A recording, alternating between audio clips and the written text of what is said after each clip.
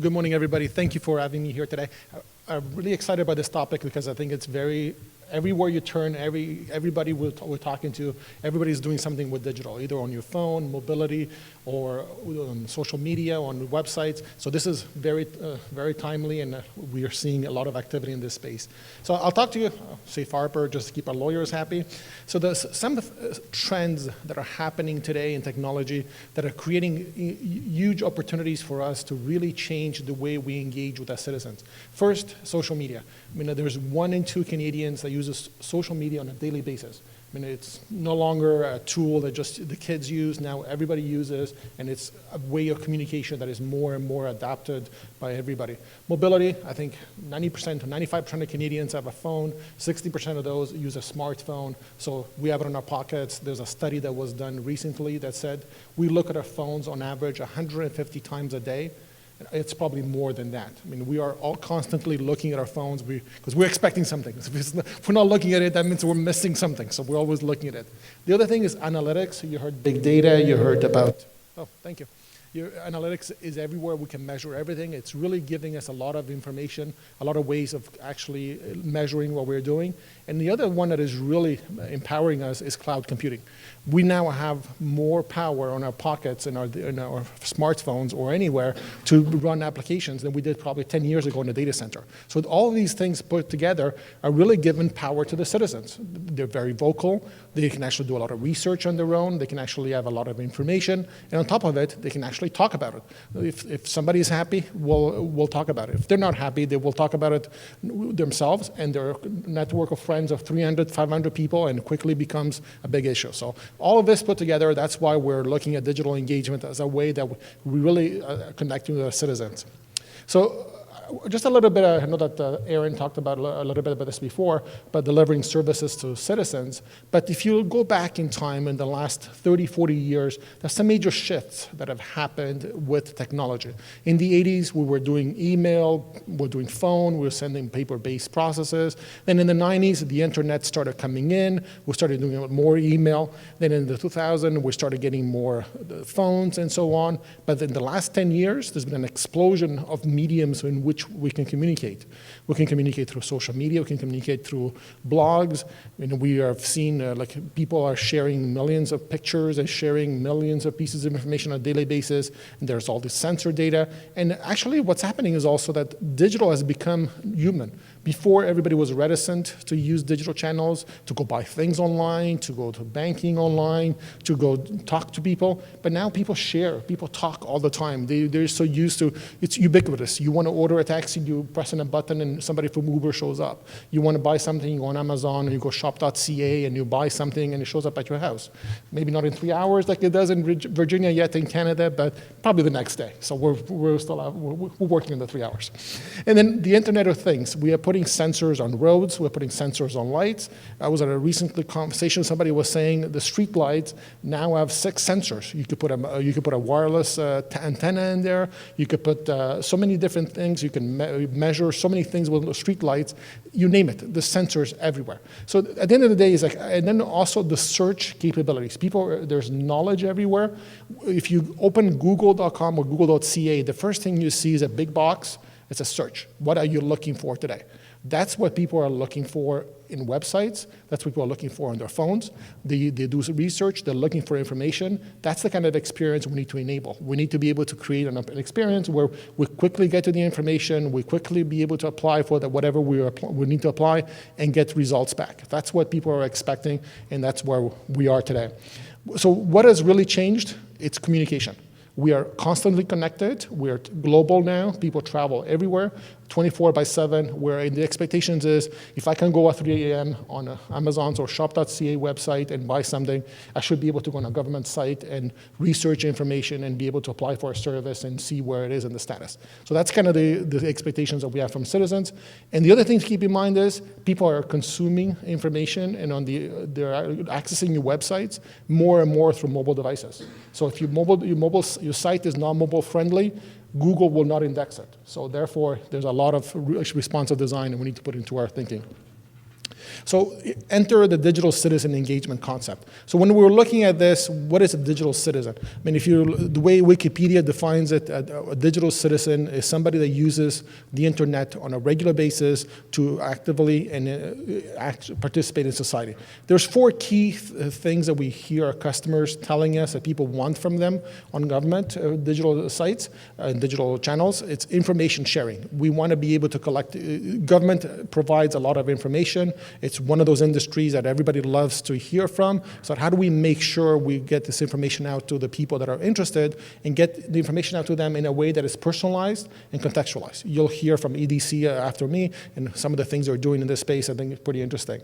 And then real-time transactions. I want to be able to go on a website, or on my phone, I want to be able to pull up a form, fill up all the fields I need to fill out, and then submit, and then that transaction gets submitted. I no longer want to download the form, fill it out on pen and paper, and then go to some office and wait in line, talk to somebody, pay my fees, and eventually I get whatever I need to get. I want to be able to do that online.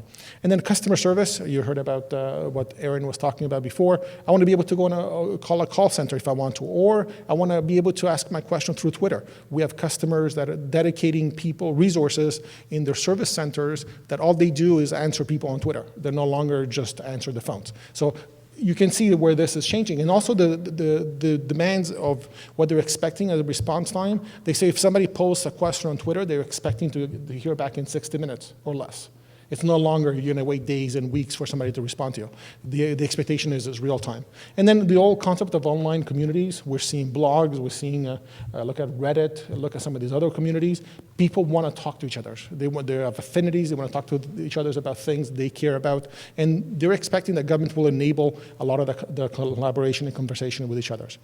So, I mean, there's no one channel that is better than another. We need to have them all. The main one is still the website. That's still the main entry point.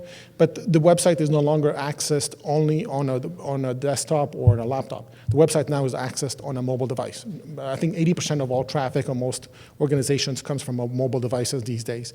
There's also the concept of microsite, the concept of my account. What I do X number of transactions with the government or an agency, I want to be able to keep track of all the things that I'm doing with you and be able to, for me to go away and visualize my information and be able to provide the information that is contextualized and personalized for me. But there's so much information out there. I want you to know me, if I provide you information, but when you talk to me in a way that the things that I am interested in. Don't show me everything else. That's what people are expecting. Social media, I mentioned before, mobility, I mentioned as well, self-service. And the other one that is really interesting is this concept of email marketing or email campaigns. We are seeing more and more agencies adopting this, where they're communicating with their constituents through email. It's one of those channels that is still very prevalent, but what's changed though is when we're sending out information, it's no longer pages and pages of information. It's going to be very specific. We ask people to tell us what type of information they want to receive from us, and then when we send it out to them, it's tailored to their tastes and their preferences, so that way it's bits and pieces of information, and also the content that we sent in those emails is personalized. It's targeted to a specific persona. This type of individual that is either millennial or is a maturist or a baby boomer, going to get different type of information based on their preferences. So that's the kind of things that we are seeing. So just a quick snapshot. I know that we talked about some of this before. We have about 36 million people in Canada. Most live in cities. The good news is Canada is one of those countries where we actually have done a good job from an internet perspective. We are digitally enabled. We have about 33 million people that use the internet, 93% of the population, which is a very good number. Most countries are in the 75 to 80%. We have access to the internet, which is already a huge plus. The one thing is about almost 30 million people have smartphones, 29 million people have phones itself, cell phones. But 60% of those people actually use smartphones. And that number keeps increasing every year. And these smartphones becomes kind of the main device that we use to communicate. And then social media, about 20 million people use social media on a regular basis. I know there is some hesitation about social media and use of social media, new agencies. It becomes public records. It becomes, it could be embarrassing. The message is not controlled. We are seeing more and more adoption. We are working with some cities and other government agencies. In Toronto, as an example, the Toronto Police Department, not only they have a social media department, but they also have about 500 different officers that are constantly on social media, communicating with the community. Because one of the things that they're looking at is, how do we better engage with the community? Because of what's happened, there's a lot of negative press around government. How do we look transparent? How do we look that we actually are part of the community? Tweeting pictures of some police officers helping somebody, or some event they're participating in, or some run, or some, whatever they're doing, just tweeting those capabilities, and also if there's public service announcements and so on. So social media is really key, because if you're not on social media, people typically will look at it negatively. So we need to make sure we are there. So I talked about the different generations. Obviously, we are government, and it's unprecedented. We have 5 generations that are still living today in Canada. We start from people that were in the pre-World War II generation. Those individuals don't want social media. They don't want mobile devices. They still want to come to a service center. They still want to get letters in the mail. So we need to make sure we deliver those. But then as we're moving on the continuum, on the millennials, they use many devices. They use smartphones, they use SMS, they use email, they use social media. But then when we get into our kids, we're in the 1995 and beyond, they want to do FaceTime. That's what they're used to doing with their friends. They press a button, they see the person, they start talking to them.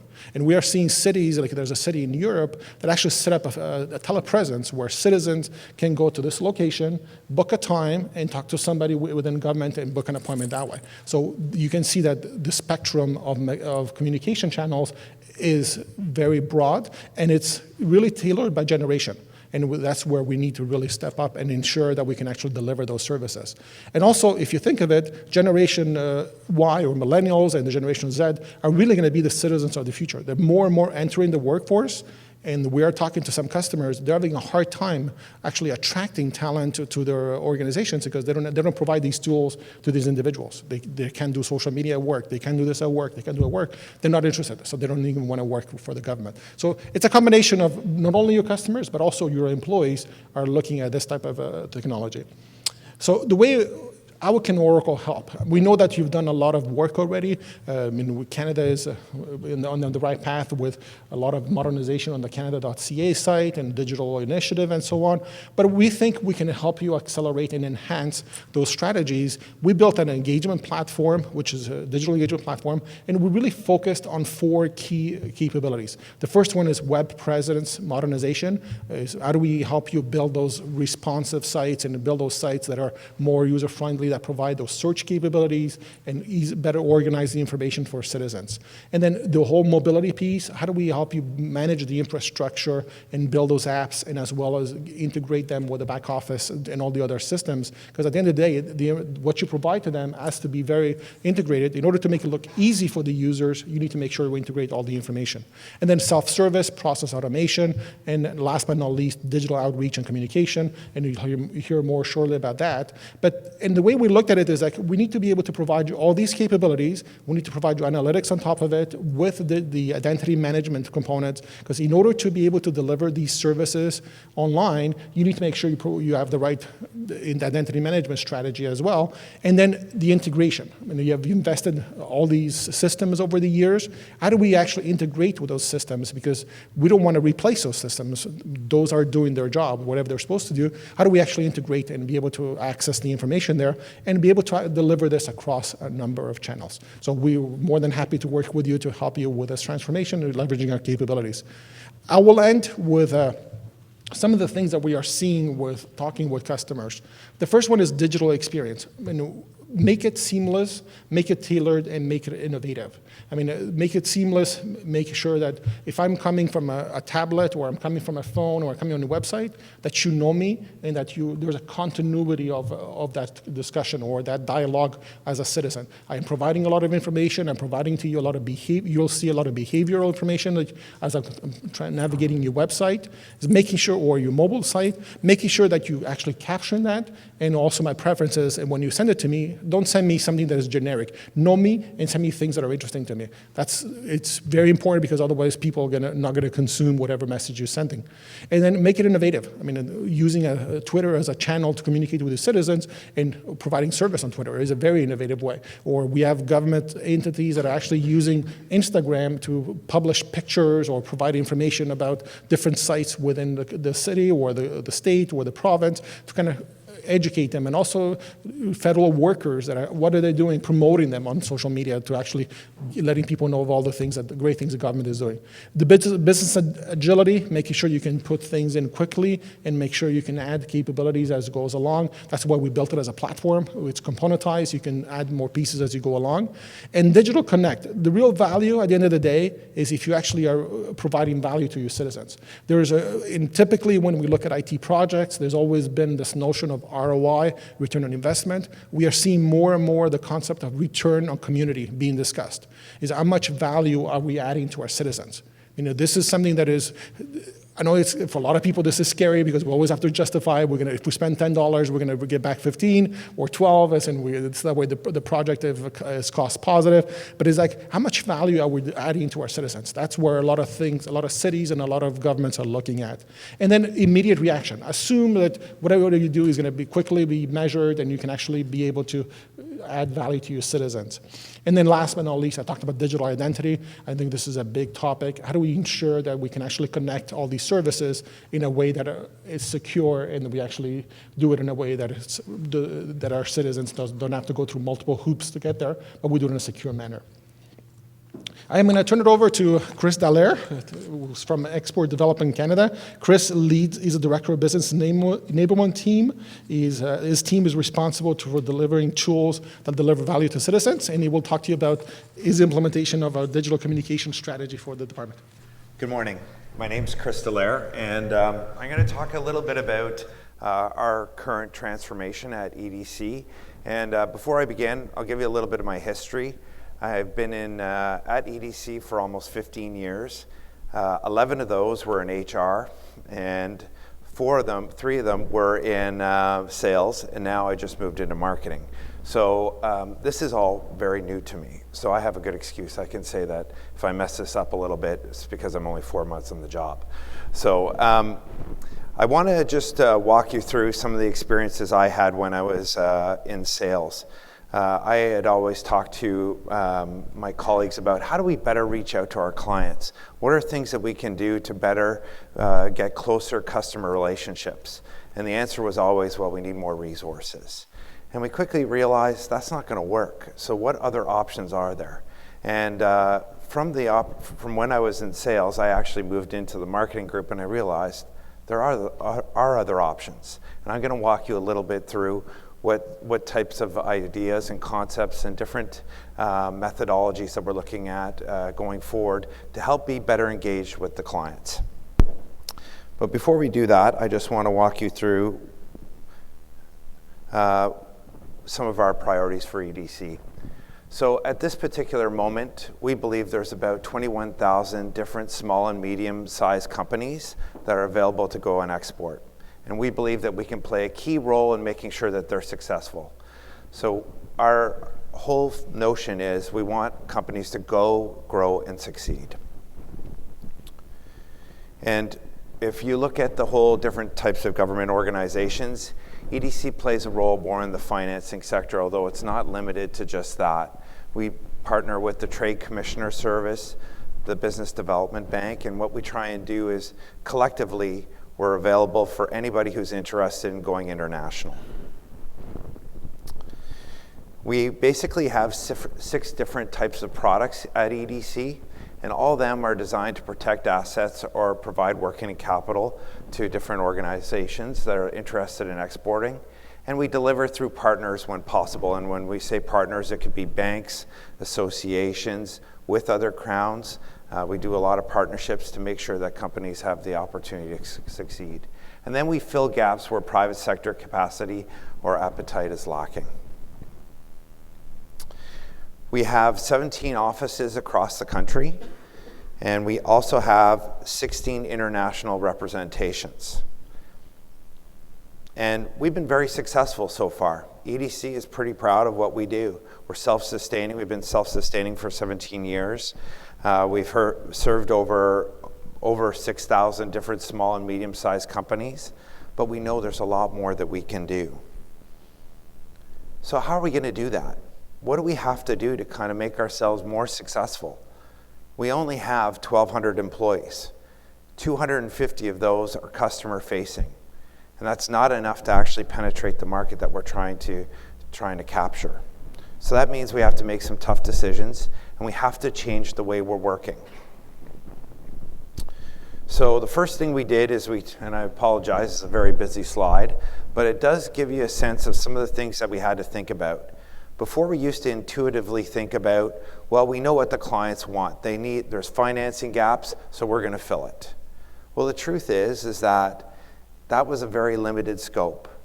After doing some more personas, some research, some studies, we quickly realized that there's actually a bigger pool of potential clients out there, and that we should be focusing a little bit broader and differently so that we can get more return on our investment. And I actually like the comment that Franco made about return on community, because I do think that is something that we're actually focusing on as well, as how can we actually help exporters out in getting into market versus just being there once they've got to the financial position to be successful. So we basically looked at the exporter journeys. We've tried to better understand their needs, where their knowledge assets are. Is there some sort of advisory or mentoring services that we can offer? And then how does a digital marketing framework help assist us in doing that? And I'll walk you through that a little bit today. So some of the gaps that we see from exporters there's network gaps, financial gaps, and knowledge gaps. There's quite a few that an exporter has to go through to become successful. And we actually thought that financing was the biggest issue that an exporter had. We were 100% sure of it. Then we actually did some research, and we realized that actually that's number 7 on the list. Information, knowledge of new markets, finding partners, market opportunities, production limitations, those are all much bigger than the actual piece that we believed we were providing. So that meant that we had to change our strategy and how we could connect with clients, and are there things that we could do better.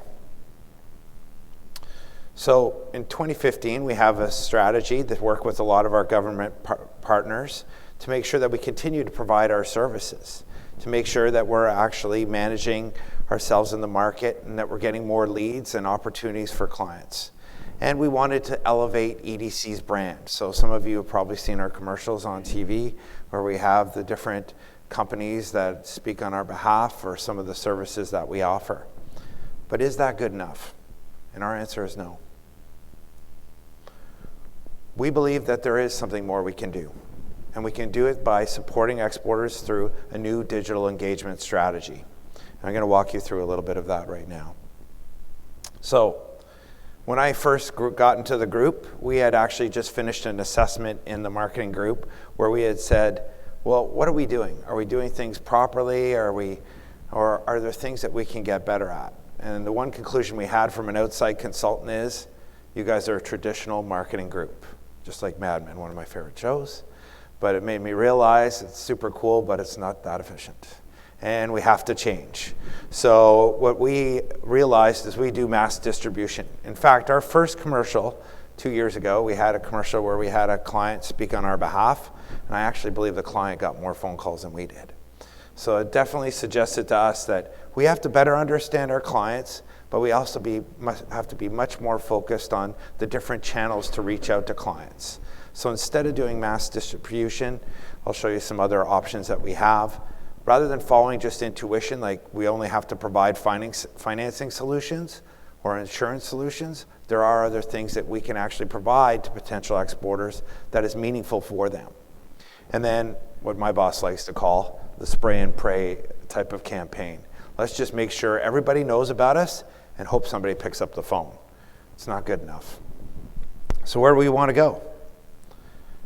Hopefully not to look like this guy, but what we do want to be is we want to be more focused on our strategies from research, data mining, analytics. When I was in sales, I'll never forget, my boss would say to me, he'd say, so that's great, you hit your targets, how did you do it?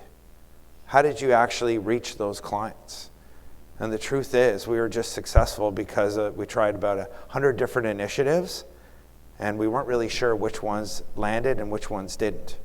And it made me realize that that's not efficient. So we're working really hard, but we're not working really smart. And the only way we can get better is by leveraging the data that we have, upgrading the data we have, leveraging it, and then taking the analytics from it and developing new strategies. I also remember when I was in sales, I had the opportunity to go across the country, and I had a group of 35 salespeople, and 35 salespeople across the country isn't very much. And I had about 4,000 clients that I had to try and bring into EDC. And I remember one of the VPs of the banks, I said, well, what do you think of EDC? And he said, I think you guys are great. You guys do a great job. We're great partners. He says, but I only see your guys once a year. I only hear from you guys once a year. And he says, it's not good enough. We can't remember you. We can't, when you think about a banker and all the work that they have to do, he says, you fall to the bottom of the list. He says, you're going to have to change your strategy. And that made me realize that, true, I'm not going to get more resources. So are there other ways that I can actually reach out to my partners, to my clients, to potential clients? And we'll walk a little bit more through that in a bit. And then, instead of doing the spray and pray model, are there specific sectors or different personas that we're looking at that we can actually focus on? And we have a new strategy to focus on that to make us more successful. And then getting sales and marketing alignment. So lesson learned for anyone is that I think I was one of those people who was saying, oh, marketing's not doing their job as well as they can. And the best thing they could do is they put me in marketing. So, and it made me realize, though, that there are gaps. And my job now is actually, I see myself as half of my job is in sales, half of my job is in marketing. But now I'm in marketing, and I realize that I'm now talking to people in IT saying, oh, you guys aren't, so I'm probably going to end up in IT at some point. But the good news is that it does show that there has to be good collaboration. And that's my first objective, is that we all work together. We don't see ourselves in the IT group. We don't see ourselves in the sales group. We don't see ourselves in marketing. We all work in a collaborative way. And how do we do that? Well, one of the things that we wanted to do was we wanted to make sure that we actually had the opportunity to focus on the most important thing, and that's clients. For us at EDC, there is nothing more important than a good client experience. So everything that we do is about our clients. And we can measure it by saying we did X amount of transactions and we helped these many people with financing solutions. But it's not just about that now. Now it's about making sure that companies can go grow, and succeed. So we had to say, what can we do to best interface with clients? And one of the things that we came up with and recommendations that we got was we have to create a marketing automation. So what is it? It's basically a way for us to communicate with our clients. And it's something that we're launching in 2016, and we're calling it at EDC Sales Connect. We've had the opportunity to work with Oracle and with our partners at Couch & Associates, who have helped us build different workflows and ways to communicate with different clients. So by the end of 2017, we're going to have about 20 different workflows and different ways to interact with different clients through different campaigns. It's like Franco was talking about in terms of how do you reach out to clients and talk to them and make it look personalized. So we're going to have actual account managers who will be going out on the road, meeting new clients, but at the same time, they're sending out emails to particular clients with particular needs, and it's all going to be personalized. And it's going to be meaningful for them. And they're going to get information they need to be more successful. And before, last year, we used to do this manually. And it would take 2 weeks of one person's work just to get out one email. And that was a generic email. Now we're going to be able to create a system where we actually can track how our potential clients are doing, where they're looking, what they're trying to get for information, and we'll be able to interact with them to make them more successful. And this is all through a digital experience. And it's all about making sure the customer is well served. So we want to make sure that we're more productive, we've enhanced the customer experience, we've improved our sales, and that our targets are, we now actually have digital targets that we're setting for the marketing group next year. So how many interactions do we have with the client? It's said that you actually have to have 18 different interactions with a potential prospect to make a sale. So how do you do that? It's not all manual. So we're going to do that by phone. We're going to do that by personal visits. We're also going to be doing it through the digital experience. Thank you. And some of the things that we're changing in EDC is we're moving from a reactive to a proactive approach. So we're going to improve our customer experience by changing our website. So unfortunately right now, EDC is not mobile. And I can tell you that's a big challenge for us. And that's something that is priority one for us to change, is we're going to make ourselves mobile. And we want to bring in, and we have over 2,000 pages on our website. Is that user-friendly? Absolutely not. So we're going to be changing that and making it more effective and efficient for our clients. So rather than giving them a white paper, it's going to be a one-pager with different points to say, if you need help, here's where you can go, and here's how we can help you out. We also want to bring in new sales tools, training courses. So the tools, for instance, I used to have some of my sales account managers, and I'll use the Toronto area as a good example. They would literally go into a building and say, well, geez, I have no idea where new potential clients are. And they would take a picture of the directories that sat in the lobbies of the hotels and then go look up all these companies. Well, there's actually tools that can help you out with that so you don't have to do that. So those are things that we're going to bring to the account managers so they're more efficient. So we actually had a tool last year where an account manager would actually go into a district, and for instance, if they had a meeting and it got canceled, they could look on their BlackBerry or their laptop and say, oh my goodness, I have another 15 companies that are right around the neighborhood that I could go and talk to. And they would leverage that. Those are the types of tools that we want to bring to our force. And then the training. It's not easy to take people out of class and to put them into class and take a day off or whatever. There's lots of different tools and training that we're going to bring. Some of them are going to be online. Some of them are going to be in person. Some of them are going to be through the net. But whatever the case is, we can be more efficient, and we're going to bring that to our sales force. Instead of working harder, we're going to work smarter. So it's all about decisions. And what we did was we always made assumptions. So we'd say, well, we believe this is the right profile for the client. And then we just chase it and hope we got good results.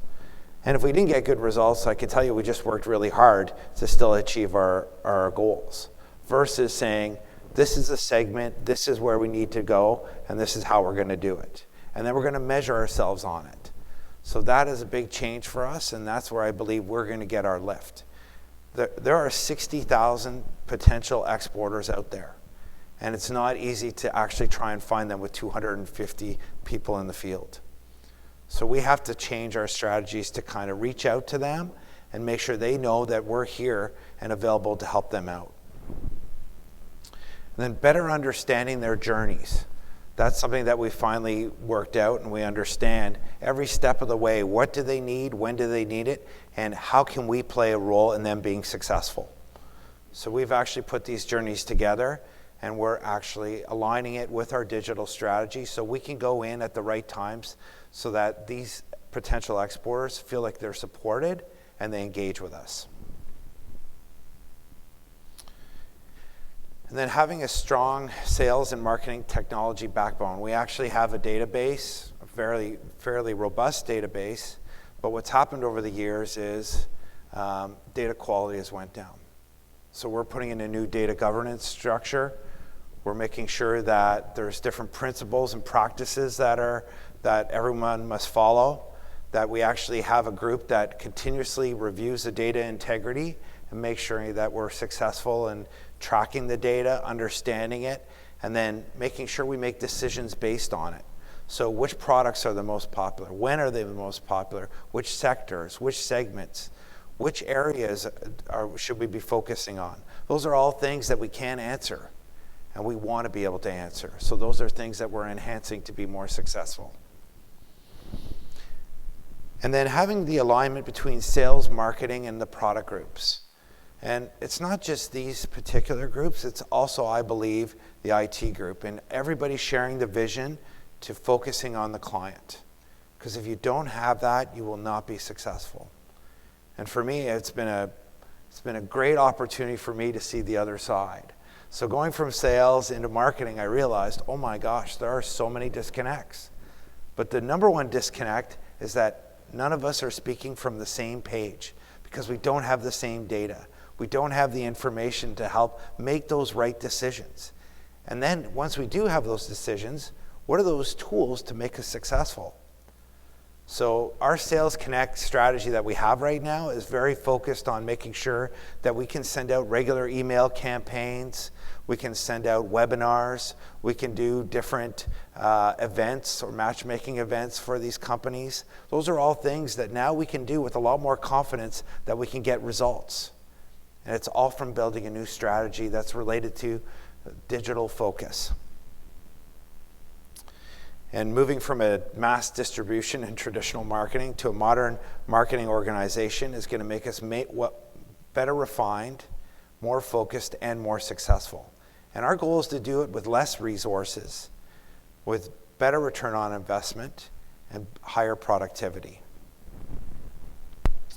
I do believe that EDC is heading in the right direction. The challenge is, like everybody else, it's where to start and how you can maintain a good plan to getting to where you need to be. We feel like we're 3 years behind already. We've been really successful with what we've already done, but the only way that we're going to keep up with the Joneses is to make sure that we change our strategy and that we are focused on the digital marketing strategy that has partnerships like with Oracle and with Couch and a few others to make sure that we can get to the place where clients feel like they're being served and that they're going to be successful in interacting with us on a regular basis. Thank you very much.